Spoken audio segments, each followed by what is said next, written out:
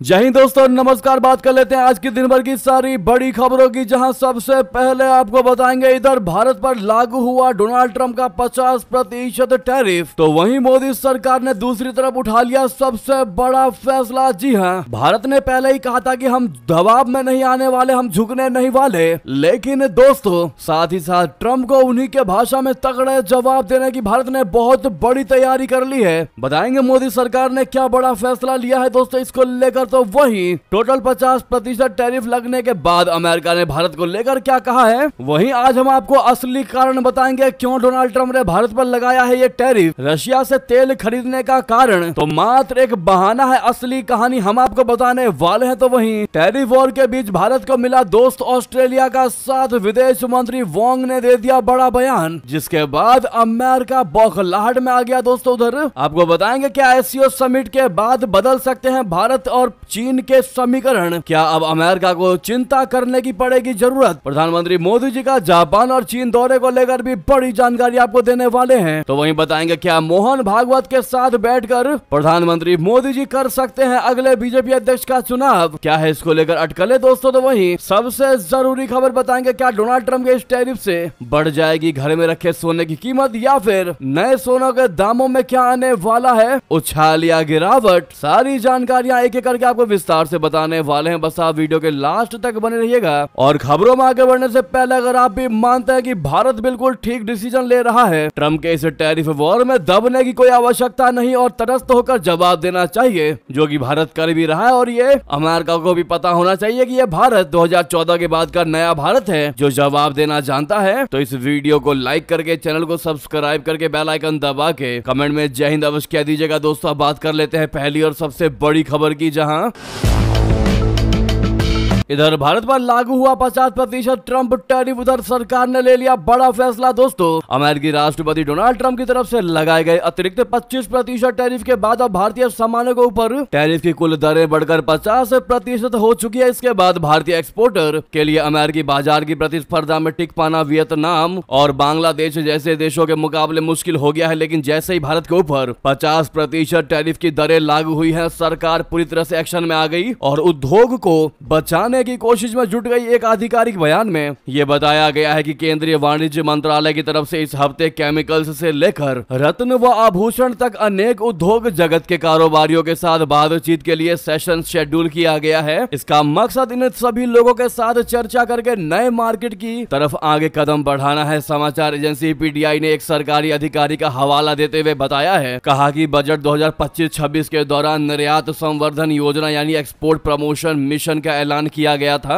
उसके ऊपर तेजी से कदम बढ़ाकर काम किया जा रहा है। उन्होंने कहा कि अगले 2 से 3 दिनों के भीतर एक्सपोर्ट्स के विविधीकरण को लेकर हितधारकों के साथ मंत्रालय की मुलाकात की जाएगी। दोस्तों ऐसा माना जा रहा है कि भारतीय सामानों के ऊपर 50% टैरिफ लगाने से करीब 48 अरब डॉलर के निर्यात पर सीधा सीधा असर पड़ने वाला है। जिन सेक्टर पर यह टैरिफ लगाया गया है उनमें कपड़ा, रत्न व आभूषण, चमड़े और जूते, जानवरों से बने सामान, केमिकल्स और इलेक्ट्रिक व मशीनरी शामिल है। हालांकि इलेक्ट्रॉनिक्स के सामान, एनर्जी प्रोडक्ट्स और फार्मास्यूटिकल्स को इस दायरे से बाहर रखा गया है। तो अब मोदी सरकार ये बड़ा एक्शन लेने जा रही है। तो वहीं दोस्तों हमने आपको बताया था कि आरबीआई ने कल ही बड़ी जानकारी शेयर की थी कि ब्रिक्स के जितने भी देश है उनके साथ कारोबारी रुपए में वोस्ट्रो कार्ड के जरिए व्यापार कर सकते हैं, उनको किसी भी प्रकार की अनुमति लेने की आवश्यकता नहीं पड़ने वाली। ये बहुत बड़ी जानकारी दोस्तों आरबीआई ने दी, यानी कि अब डॉलर का ना इस्तेमाल करके मैक्सिमम डील अब रुपए में होगा, जो कि भारत के करेंसी को और मजबूत करेगा। दोस्तों डॉलर पर निर्भरता को कम करेगा, यानी कि अगर डोनाल्ड ट्रंप डाल चलने वाले हैं तो अपना भारत की मोदी सरकार पात चल के करारा जवाब देने को तैयार है। लेकिन झुकने का कोई सवाल ही नहीं है कि भारत दबाव में आ जाए, और यही सबसे बड़ा कारण है दोस्तों कि इस टैरिफ को लगाने के बाद अमेरिका के सुर भी बदलने लगे हैं। जी हां, डोनाल्ड ट्रंप के करीबी और अमेरिकी वित्त मंत्री स्कॉट बेसेंट ने कहा कि उन्हें उम्मीद है कि आखिरकार अमेरिका और भारत दोनों एक साथ आ जाएंगे। साथ ही उन्होंने ये भी तर्क दिया है कि ये टैरिफ की ऊंची दरें सिर्फ भारत द्वारा रूसी तेल की खरीद के कारण नहीं है, बल्कि इस बात पर भी निर्भर है कि व्यापार समझौते के लिए चल रही बातचीत कितनी लंबी खिंच रही है। उन्होंने कहा कि मुझे लगा था कि मई या जून में हम कोई समझौता कर लेंगे, भारत शुरुआती समझौतों में से एक हो सकता है, लेकिन उन्होंने हमें किसी तरह से अपने साथ जोड़ लिया। भारत ने बातचीत के लिए अपने दरवाजे खुले रखे हैं, लेकिन कृषि और छोटे निर्माताओं जैसे क्षेत्रों में कुछ सीमा रेखाएं हैं। भारत दुनिया का सबसे बड़ा लोकतंत्र है, अमेरिका दुनिया की सबसे बड़ी अर्थव्यवस्था है। मुझे लगता है कि अंततः हम एक साथ आ जाएंगे। विदेश मंत्री भारत द्वारा इस तर्क का खंडन करने के बारे में पूछे गए एक तीखे सवाल का जवाब दे रहे थे कि यूक्रेन के साथ युद्ध के बावजूद अन्य देश भी रूस से तेल खरीदते हैं, जिसके बाद उन्होंने अपने जवाब की शुरुआत में कहा यह एक बहुत ही जटिल रिश्ता है। राष्ट्रपति ट्रंप और प्रधानमंत्री मोदी जी के बीच बहुत अच्छे संबंध है। उन्होंने फिर बातचीत की गति का जिक्र किया। एक अमेरिकी प्रतिनिधिमंडल ने इस हफ्ते छठे दौर की वार्ता के लिए नई दिल्ली आने की योजना रद्द कर दी। वहीं सरकारी सूत्रों ने कहा है कि भारत और अमेरिका के बीच टैरिफ विवाद पर बातचीत के रास्ते खुले हैं और इसे सुलझाने के प्रयास जारी हैं। तो वहीं आपको बता दें, अमेरिका से टैरिफ वॉर के बीच भारत को मिला दोस्त ऑस्ट्रेलिया का साथ। विदेश मंत्री वोंग का सबसे बड़ा बयान। दोस्तों, ऑस्ट्रेलिया की विदेश मंत्री पेनी वोंग ने भारत के साथ बेहतर संबंधों पर जोर दिया है। वोंग ने क्वाड ढांचे के भीतर साझा रणनीतिक उद्देश्यों को रेखांकित करते हुए ऑस्ट्रेलिया और भारत के बीच गहरी होती साझेदारी पर जोर दिया। वोंग ने कहा कि क्वाड के सदस्य भारत, ऑस्ट्रेलिया, जापान और अमेरिका अपने अलग दृष्टिकोण के साथ भारत हिंद महासागर क्षेत्र में महत्वपूर्ण अंतर्दृष्टि देते हैं। खास तौर से भारत का हिंद महासागर पर एक नजरिया है। वोंग ने भारत से दोस्ती की यह बात ऐसे समय में कही है जब अमेरिका के टैरिफ लगाने के फैसले के चलते दिल्ली और वॉशिंगटन के रिश्ते तनावपूर्ण बने हुए हैं। वोंग ने भारतीय विदेश मंत्री जयशंकर जी के साथ अपनी बातचीत का हवाला देते हुए दिल्ली के साथ अच्छे संबंधों पर जोर दिया। भारत अमेरिका संबंधों में तनाव पर वोंग ने कहा कि बातचीत के जरिए चीजों को हल किया जाना चाहिए। उन्होंने कहा कि ट्रंप प्रशासन को भारत के साथ संबंधों को बेहतर बनाने के लिए संवाद को प्रोत्साहित करना चाहिए। उन्होंने क्लियर कहा है कि अमेरिका ने जो टैरिफ लगाया है उस टैरिफ की आवश्यकता नहीं थी, खुलेपन की आवश्यकता है। आज के समय में दुनिया में खुलेपन के जरिए ज्यादा तेजी से तरक्की का रास्ता खुल सकता है। किसी एक तरफा फैसले या सख्ती की बजाय खुलेपन से चीजें किया जाना ज्यादा बेहतर होगा। वाकई में दोस्तों, इन्होंने एक समझदारी वाली बातें कही है जो ट्रंप को समझ में नहीं आती। इतना ही नहीं दोस्तों, अमेरिका से टैरिफ विवाद के बीच मोहन भागवत ने भी बड़ा बयान दिया। कह दिया अंतर्राष्ट्रीय ट्रेड दबाव में नहीं होना चाहिए। जी हाँ, अमेरिका से टैरिफ विवाद के बीच राष्ट्रीय स्वयंसेवक संघ के प्रमुख मोहन भागवत ने कहा है कि अंतर्राष्ट्रीय ट्रेड दबाव में नहीं होना चाहिए। उन्होंने अमेरिकी टैरिफ विवाद के बीच स्वदेशी के लिए पहल करने की भी अपील की और मोदी सरकार को सलाह दी कि किसी के उकसावे में न आए। संघ प्रमुख ने कहा कि दबाव में व्यापार नहीं किया जाता। मोहन भागवत नई दिल्ली स्थित विज्ञान भवन में आयोजित राष्ट्रीय स्वयंसेवक संघ के 3 दिवसीय कार्यक्रम 100 वर्ष की संघ यात्रा नए क्षितिज को संबोधित कर रहे थे। इसी दौरान उन्होंने लोगों से बाहर के बने उत्पादों के बजाय घर के बने पेय और खाद्य पदार्थों का इस्तेमाल करने की अपील की। भागवत ने कहा कि आत्मनिर्भरता सब बातों की कुंजी है। अपना देश आत्मनिर्भर होना चाहिए। आत्मनिर्भरता के लिए स्वदेशी के उपयोग को प्राथमिकता दें। देश की नीति में स्वेच्छा से अंतर्राष्ट्रीय व्यवहार होना चाहिए, दबाव में नहीं। यही स्वदेशी है। जी हाँ, तो दोस्तों वहीं आपको बता दें, आखिरकार डोनाल्ड ट्रंप के इस टैरिफ को लेकर वर्ल्ड की मीडिया क्या लिख रही है वो आपको जानना जरूरी है। रशिया से तेल खरीद और पाकिस्तान के साथ संघर्ष विराम का श्रेय न दिए जाने से भारत से नाराज ट्रंप ने भारत पर यह टैरिफ लगाया है, जिसकी पूरी दुनिया में चर्चा हो रही है। भारत पर ट्रंप के व्यापक टैरिफ की चर्चा इसलिए भी ज्यादा है क्योंकि अमेरिका भारत का सबसे बड़ा ट्रेड पार्टनर है। इसके बावजूद भी भारत पर ट्रंप का भारी टैरिफ लगाना दुनिया के देशों को भी हैरान कर रहा है और वहाँ की मीडिया में इसकी खूब चर्चा है। अगर बात करें दोस्तों ट्रंप के टैरिफ को लेकर उनके खुद के न्यूज आउटलेट्स यानी अमेरिकी मीडिया क्या कह रही है, तो आपको बता दें अमेरिकी ब्रॉडकास्टर CNN ने भारत पर 50% टैरिफ लागू होने की खबर को प्रमुखता से कवर किया है। एक विश्लेषण में CNN ने विश्लेषकों के हवाले से लिखा है कि टैरिफ विवाद से अमेरिका ने भारत को खो दिया है और इसका नतीजा बहुत बुरा होने वाला है। उन्होंने कहा कि राष्ट्रपति ट्रंप ने भारत से आने वाले सभी सामानों पर 50% का टैरिफ लगा दिया है, जिससे अमेरिका के सबसे अहम व्यापारिक साझेदारों में से एक भारत के साथ रिश्ता मुश्किल पड़ गया है। इससे अमेरिका में भारत से खरीदे गए सामानों की कीमतें भी बढ़ जाएंगी। यानी कि दोस्तों भारत पर लगाए गए इस टैरिफ से नुकसान अमेरिका को भी हो रहा है और अमेरिका के जितने भी एक्सपर्ट्स हैं, विशेषज्ञ हैं दोस्तों, उन सबको इस बारे में अच्छे से जानकारी है कि अमेरिका को कितना बड़ा नुकसान है इस टैरिफ से। लेकिन उसके बावजूद भी डोनाल्ड ट्रंप मानने को तैयार नहीं है। वो बस अपनी चला रहे हैं दोस्तों। बाकी अखबार भी, बाकी मीडिया भी जमकर डोनाल्ड ट्रंप की आलोचना कर रही है और हम तो दोस्तों बार बार ये कहते हैं कि अमेरिका का भारत पर इस तरह का लेवी लगाना विडंबनापूर्ण है। दोस्तों ऐसा तब हो रहा है जब वॉशिंगटन रशिया रशिया और चीन के साथ लगातार बातचीत कर रहा है। चीन जो है वो रूस के तेल का सबसे बड़ा खरीदार है। ट्रम्प के टैरिफ भारत के लिए एक वेकअप कॉल की तरह होना चाहिए, यानी कि भारत को आज जाग जाना चाहिए कि कभी भी कुछ भी हो सकता है। सबसे बड़ी बात यह है कि अमेरिका सक्रिय रूप से रशिया और चीन के साथ बातचीत कर रहा है। चीन रूस का तेल का सबसे बड़ा खरीदार है, फिर भी भारत को टैरिफ का निशाना बनाया जा रहा है। इससे आप बिल्कुल सटीकता से और क्लियरली समझ सकते हैं कि डोनाल्ड ट्रंप ने ये भारत पर टैरिफ रशिया से तेल खरीदने के लिए नहीं लगाया है। दोस्तों, इसका कुछ और कारण है। अगर तेल खरीदने के लिए ऐसा किया जाता तो चीन पर सबसे ज्यादा टैरिफ लगाता अमेरिका। हम तो ये तक कहते हैं कि ये रूसी तेल के बारे में नहीं, बल्कि ये भारत की ऊर्जा सुरक्षा और रणनीतिक स्वायत्तता के बारे में है, और भारत को कभी भी इससे समझौता नहीं करना चाहिए और ना कभी अपना भारत करेगा। वैसे भी अमेरिका जितना बड़ा दोगला देश कोई है नहीं दोस्तों, और अमेरिका हमेशा से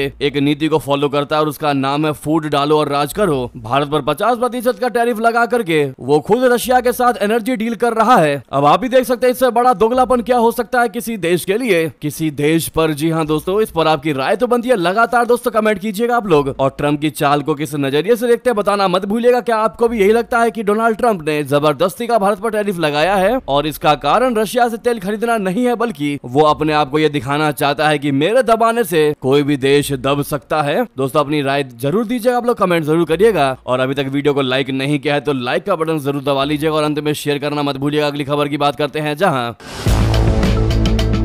इस टैरिफ वॉर के बीच प्रधानमंत्री नरेंद्र मोदी जी इस हफ्ते चीन जाने वाले हैं। वे वहां राष्ट्रपति शी जिनपिंग द्वारा आयोजित शंघाई सहयोग संगठन सम्मेलन में शामिल होंगे। ये प्रधानमंत्री मोदी जी की 2018 के बाद पहली चीन यात्रा होगी। 5 साल पहले हिमालय सीमा पर हुई हिंसक झड़प के बाद दोनों देशों के रिश्ते जमे हुए थे, लेकिन अब हालात बदलते दिखाई दे रहे हैं। 2020 में लद्दाख की गलवान घाटी में दोनों देशों के सैनिकों के बीच हिंसक झड़प हुई थी, जिसमें भारत के 20 और चीन के 4 सैनिक मारे गए थे। अब हालात ऐसे बन रहे हैं कि मोदी और शी जिनपिंग हाथ मिलाते दिख सकते हैं। ये मुलाकात आर्थिक स्थिरता को प्राथमिकता देने की दिशा में देखी जा रही है। एससीओ सम्मेलन में रूस, पाकिस्तान, ईरान और मध्य एशियाई देशों के नेता भी शामिल होंगे। बीजिंग का दावा है कि अब तक का ये सबसे बड़ा शिखर सम्मेलन होने वाला है। भारत की मौजूदगी ये संकेत देती है कि एशियाई शक्तियों के बीच रिश्तों में बदलाव आ रहा है। वहीं दोगले अमेरिका के राष्ट्रपति डोनाल्ड ट्रंप को तगड़ा झटका लगने वाला है। विश्लेषकों का कहना है कि भारत चीन रिश्तों की गर्माहट अमेरिका की उस कोशिश को कमजोर कर सकती है जिसमें उसने भारत को चीन के खिलाफ संतुलन बनाने के लिए जोड़ा था। विशेषज्ञ यून सन के मुताबिक ये डिटेंट यानी रिश्तों की नरमी ट्रंप के फैसलों से शुरू हुई है। वहीं विश्लेषक मनोज केवल रामणी का कहना है कि अमेरिका के दबाव ने भारत को चीन के साथ संबंध सुधारने की जल्दी दी। हालांकि ये एकमात्र वजह नहीं है। भारत अपनी रणनीतिक स्वायत्तता की नीति के तहत चीन और अमेरिका दोनों से रिश्ते बनाए रखना चाहता है। भारत का चीन के साथ ये समीकरण अमेरिका की उन कोशिशों को कमजोर कर सकता है जिनके तहत उसने भारत को चीन के बढ़ते प्रभाव का मुकाबला करने के लिए अपने साथ खड़ा करने की रणनीति बनाई थी। जी हाँ दोस्तों, ऐसे में all the best PM Modi comment में आप लोग जरूर कहिएगा। वहीं सबसे बड़ी खबर आपको बता दें, अमेरिका में मोदी का वादा हुआ पूरा। सिएटल में खुला भारत का नया वाणिज्य दूतावास। दोस्तों, अमेरिका में भारत के राजदूत विनय क्वात्रा ने सिएटल में भारतीय महावाणिज्य दूतावास के नए कार्यालय का उद्घाटन किया। वाणिज्य दूतावास ने मंगलवार को बताया कि ये कार्यालय ऐतिहासिक फेडरल रिजर्व बिल्डिंग में 1015 सेकंड एवेन्यू पर स्थित है। इसमें बताया गया कि इमारत की पहली मंजिल पर सार्वजनिक सेवाओं के लिए वाणिज्य दूतावास अनुभाग है और 11वीं मंजिल पर प्रशासनिक एवं वाणिज्यिक शाखाएं हैं। इस इमारत में 1951 से 2008 के बीच सैन फ्रांसिस्को के फेडरल बैंक के सिएटल शाखा थी। ये 2013 से अमेरिका के ऐतिहासिक स्थलों के राष्ट्रीय रजिस्टर में सूचीबद्ध है। मंगलवार को आयोजित कार्यक्रम में वॉशिंगटन राज्य के गवर्नर बॉब फर्ग्यूसन, अमेरिकी सांसद मारिया केंटवेल और सिएटल के मेयर ब्रूस हैरेल शामिल हुए। अमेरिका में छठे भारतीय वाणिज्य दूतावास की स्थापना की घोषणा प्रधानमंत्री नरेंद्र मोदी ने जून 2023 में की थी। विज्ञप्ति में बताया गया कि इस मिशन ने नवंबर 2023 में एक अस्थायी स्थान से परिचालन शुरू किया था और जुलाई 2024 से 9 अमेरिकी राज्यों Washington, Oregon, Alaska, Idaho, Montana, North Dakota, South Dakota, Wyoming और नेब्रास्का में 23,722 प्रार्थियों को सेवाएं प्रदान की है। जी हां दोस्तों, मैं बता दें, जैश में फिर से जान फूकने में जुटा पाकिस्तान। मसूद के आतंकियों के लिए खरीद रहा ड्रोन। जी हां, पाकिस्तान की खुफिया एजेंसी आईएसआई की एक बहुत बड़ी साजिश बेनकाब हुई है दोस्तों। आईएसआई आतंकी संगठनों को हाईटेक हथियारों से लैस करने की साजिश रच रहा है। खुफिया सूत्रों के मुताबिक जैश ए मोहम्मद अब आधुनिक हथियारों की तरफ बढ़ रहा है और वो तकनीक तौर से खतरनाक हो रहा है। पारंपरिक हथियार छोड़कर जैश क्वाड कॉप्टर और ड्रोन हासिल करने की तैयारी में है और इन सब में उसको मदद पाकिस्तान से मिल रही है। खबरों के मुताबिक पाकिस्तानी सेना खुद जैश के आतंकियों को ट्रेनिंग देने वाली है। जैश अपनी फंडिंग का 50% हिस्सा हथियार खरीदने पर खर्च करता है। अब ड्रोन और क्वाड कॉप्टर की खरीद योजना भी उसके एजेंडे में है। आईएसआई की मदद से जैश ब्लैक मार्केट से मशीन गन, रॉकेट लॉन्चर और मोर्टार खरीद रहा है। यह पाकिस्तान की एक बहुत बड़ी साजिश का हिस्सा है जिसमें वो भारत के खिलाफ आतंकी गतिविधियों को और आधुनिक बनाना चाह रहा है। बता दें कि जैश और तहरीके तालिबान पाकिस्तान के रिश्ते बेहद गहरे हैं। टीटीपी पाकिस्तान के खिलाफ ही हमले करता है, फिर भी इसके दोस्त जैश को पाकिस्तानी सेना मदद दे रही है। वाकई में इस खबर ने सबको चौंका कर रख दिया है दोस्तों, खास करके भारत को। नेक्स्ट खबर की बात करते हैं, जहां पर प्रधानमंत्री मोदी जी ने फिनलैंड के राष्ट्रपति अलेक्जेंडर स्टब से की बात। व्यापार प्रौद्योगिकी में सहयोग पर हुई चर्चा। जी हां, प्रधानमंत्री नरेंद्र मोदी जी ने फिनलैंड के राष्ट्रपति अलेक्जेंडर स्टब से फोन पर बातचीत की। इस वार्ता की जानकारी देते हुए पीएम मोदी जी ने अपने एक्स पर लिखा कि राष्ट्रपति अलेक्जेंडर स्टब के साथ अच्छी बातचीत हुई है। फिनलैंड यूरोपीय संघ का एक महत्वपूर्ण साझेदार है। व्यापार प्रौद्योगिकी और स्थिरता जैसे प्रमुख क्षेत्रों में सहयोग को मजबूत करने के उपायों पर चर्चा हुई। यूक्रेन में संघर्ष के शांतिपूर्ण समाधान के लिए चल रहे प्रयासों पर विचारों का आदान प्रदान हुआ। प्रधानमंत्री नरेंद्र मोदी जी इससे पहले भी कई यूरोपीय नेता यूक्रेन युद्ध के समाधान के लिए बात कर चुके हैं। अलेक्जेंडर स्टब के साथ ये बातचीत तब हुई है जब अमेरिका ने भारत पर 50% का टैरिफ लगाया है। नरेंद्र मोदी ने कहा कि फिनलैंड यूरोपीय संघ का एक महत्वपूर्ण साझेदार है। कई जानकार मानते हैं कि अमेरिका के बाजार का यूरोप विकल्प बन सकता है। अगली खबर आपको बता दें, जहां पर असम में अवैध बांग्लादेशियों पर बहुत बड़ी कार्रवाई। सीएम हिमंता बिश्व शर्मा ने कहा कि 3 दिनों में 51 घुसपैठियों को भेजा वापस। जी हां, असम में बांग्लादेशी घुसपैठ को लेकर मंगलवार को बहुत बड़ी कार्रवाई की गई है। मुख्यमंत्री हिमंता बिश्व शर्मा ने कहा कि पिछले 3 दिनों में 24 से 26 अगस्त तक असम बांग्लादेश अंतर्राष्ट्रीय सीमा के पास श्रीभूमि, जिसे पूर्व में करीमगंज कहा जाता था, उस जिले में अवैध रूप से घुसे कुल 51 संदिग्ध बांग्लादेशी घुसपैठियों को हिरासत में लेकर उन्हें वापस भेज दिया गया है। हिमंता बिश्व शर्मा ने अपने ट्विटर अकाउंट पर पोस्ट करते हुए कहा कि 2 अलग-अलग घटनाओं में हमने श्रीभूमि सेक्टर से 21 अवैध बांग्लादेशी घुसपैठियों को वापस भेजा। ये हमारे घुसपैठ रोधी अभियान को और मजबूत करता है। वहीं बता दें, अमेरिका की सेंट्रल कमांड के साथ मिलकर गोला कारतूस दागेंगे भारत के जवान, टेंशन में आ जाएंगे आसिम मुनीर। दरअसल अलास्का में यूएस आर्मी के साथ होने वाली साझा एक्सरसाइज से पहले भारतीय सेना इजिप्ट यानी मिस्र में होने वाली ब्राइट स्टार एक्सरसाइज में भी अमेरिकी सेना के साथ हाथ मिलाने जा रही है। 28 अगस्त यानी आज से भारत के 700 सैनिक मिस्र में होने जा रही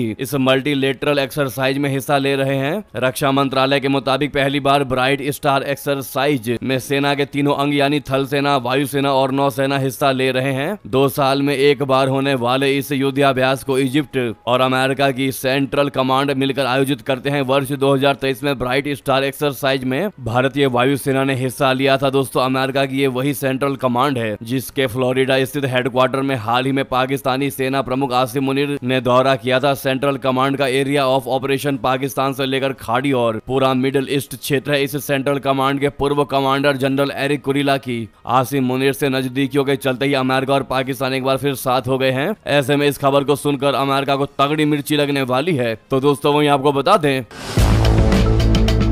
तुर्की के नाक के नीचे सबसे बड़े दुश्मन के साथ भारतीय नौसेना का बड़ा युद्धाभ्यास। एर्दोगन के ब्लू होमलैंड स्ट्रेटजी को सीधी चुनौती दे दिया अपने भारत ने। दोस्तों, दिल्ली ने तुर्की पाकिस्तान गठजोड़ का निकाल दिया तोड़। बता दे, भारत ने तुर्की को बहुत बड़ा स्ट्रेटजिक झटका देते हुए उसके सबसे बड़े दुश्मन ग्रीस के साथ पूर्वी भूमध्य सागर में नौसैनिक अभ्यास किया है। शुक्रवार 22 अगस्त को क्रेते के उत्तरी समुद्री क्षेत्र में भारतीय नौसेना के HMS रेटॉर्ट्स और INS तमाल के बीच एक पासिंग अभ्यास आयोजित किया गया था। इस दौरान भारतीय नौसेना ने कम्युनिकेशन और एडवांस युद्धाभ्यास किया है। इस जॉइंट नेवल एक्सरसाइज के दौरान ऑपरेशनल तत्परता बढ़ाने और युद्ध की क्षमता का स्तर बढ़ाने को लेकर युद्धाभ्यास किया है। तुर्की ब्लैक सी और भूमध्य सागर के बीच खुद को एक ब्रिज मानता है और वो लंबे समय से पूर्वी भूमध्य सागर पर खुद का दावा आक्रामकता के साथ ठोकता रहता है। इसके अलावा साइप्रस के समुद्री जल क्षेत्र और ग्रीक के द्वीपों को लेकर भी उसके अधिकार वाले दावे टकराव को बढ़ाते रहते हैं। यही वजह है कि जब भारत जैसी बड़ी नौसैनिक शक्ति ग्रीस के साथ समुद्री सहयोग करती है तो तुर्की का पारा हाई होना तय माना जाता है। तुर्की इसे सिर्फ एक आम समुद्री अभ्यास के तौर पर नहीं लेगा, बल्कि इसे वो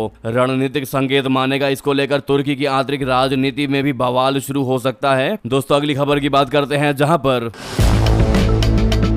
तो क्या अभी और आगे जाएगा बीजेपी अध्यक्ष का चुनाव, या मोहन भागवत के साथ बैठकर कर सकते हैं पीएम मोदी जी अध्यक्ष को फाइनल? बता दे, भारतीय जनता पार्टी के नए राष्ट्रीय अध्यक्ष के चयन को लेकर स्थिति अभी तक स्पष्ट नहीं हो पाई है। वहीं पार्टी संगठन में बड़े बदलावों की संभावनाएं लगातार चर्चा में बनी हुई है। हालांकि ये तय नहीं है कि ये नियुक्तियां कब तक होंगी, लेकिन राजनीतिक हलकों में इस बात के कयास लगाए जा रहे हैं कि आने वाले दिनों में भारतीय जनता पार्टी के राष्ट्रीय अध्यक्ष के चयन में तेजी पकड़ सकती है। अध्यक्ष चुनाव की सियासी सुस्ती के बीच अचानक आई सक्रियता के पीछे की वजह को राष्ट्रीय स्वयंसेवक संघ यानी आरएसएस प्रमुख डॉक्टर मोहन भागवत का दिल्ली दौरा माना जा रहा है। सूत्रों के मुताबिक आरएसएस चीफ की प्रधानमंत्री नरेंद्र मोदी जी से मुलाकात करने की संभावना भी जताई जा रही है। मोहन भागवत और प्रधानमंत्री मोदी जी की इस संभावित बैठक को लेकर सियासी गलियारों में कयासों का बाजार गर्म हो चुका है। संघ और बीजेपी के बीच लंबे समय से चले आ रहे संगठनात्मक समन्वय अक्सर महत्वपूर्ण राजनीतिक निर्णयों की दिशा तय करने में अहम भूमिका निभाते रहे हैं। ऐसे में इस बात की उम्मीद लगाई जा रही है कि भागवत और मोदी की संभावित मुलाकात के बाद पार्टी के नेतृत्व से जुड़े अहम फैसलों पर स्थिति शीघ्र स्पष्ट हो सकती है। तो वहीं दोस्तों प्रधानमंत्री नरेंद्र मोदी जी ने वैष्णो देवी मंदिर हादसे में 32 लोगों की मौतों पर दुख जताया और हर संभव मदद देने का भरोसा दिया। जी हां, जम्मू के वैष्णो देवी में भूस्खलन की दर्दनाक घटना में मृतकों की संख्या बढ़कर 32 हो चुकी है। प्रधानमंत्री नरेंद्र मोदी जी ने इस हादसे पर गहरा दुख जताते हुए शोक संतप्त परिवारों के प्रति अपनी संवेदनाएं प्रकट की। उन्होंने घायलों के शीघ्र स्वास्थ्य के लाभ की प्रार्थना की और कहा कि प्रशासन सभी प्रभावित लोगों की मदद कर रहा है। प्रधानमंत्री मोदी जी ने सभी की सुरक्षा और कुशल क्षेम की कामना भी की है। तो वहीं दोस्तों अंतिम खबर आपको बता दें, क्या डोनाल्ड ट्रंप के टैरिफ से बढ़ जाएगी घर में रखे सोने की कीमत? भारत के सर्राफा बाजार पर क्या पड़ने वाला है इसका असर? बहुत लोगों का ये सवाल था, हम आपको बताते हैं। 50% अमेरिकी टैरिफ के लागू होने के साथ ही भारत के व्यापारियों की चिंताएं काफी ज्यादा बढ़ गई हैं। इस टैरिफ का निर्यात होने वाली सभी चीजों पर असर देखने को मिलेगा। इसको लेकर हीरा उद्योग के हितधारकों का कहना है कि अमेरिका द्वारा लगाया गया 50% टैरिफ लागू होने से हीरे का निर्यात कुछ समय के लिए प्रभावित हो सकता है। इससे सोने और हीरे के आभूषणों की कीमतों में भी बदलाव देखने को मिल सकता है। बता दें कि अमेरिका खुद हीरे के लिए भारत पर निर्भर है। इसको देखते हुए कहा यह जा रहा है कि यह प्रभाव लंबे समय तक के लिए नहीं होने वाला। हालांकि इससे सोने के दाम बढ़ सकते हैं, तो जिन लोगों ने सोना खरीद कर रखा हुआ है उनको इसका फायदा जरूर मिल सकता है, क्योंकि सोने की कीमत में बढ़ोतरी हो जाएगी। जी हाँ दोस्तों, और जो सोना खरीदने वाले हैं उनका जेब जरूर खाली हो सकता है। ऐसे में अगर आप अभी इस सोने को खरीदना चाह रहे हैं दोस्तों, तो वाकई में इन्वेस्टमेंट के लिए बहुत अच्छा सौदा हो सकता है। तो आप खरीद सकते हैं, क्योंकि बहुत से लोग इन्वेस्टमेंट के लिए भी खरीदते हैं, बहुत से शादी ब्याह के लिए भी खरीदते हैं। आपकी क्या इस मुद्दे पर बताना मत भूलिएगा। लगे हाथ तो इस वीडियो को लाइक करके, चैनल को सब्सक्राइब करके, बेल आइकन दबा के कमेंट में जय हिंद कह दीजिएगा। तो दोस्तों मिलते हैं आपसे अगली बड़ी खबर में। यहाँ तक बने रहने के लिए आप सभी का बहुत बहुत धन्यवाद, बहुत बहुत आभार। जय हिंद, जय भारत।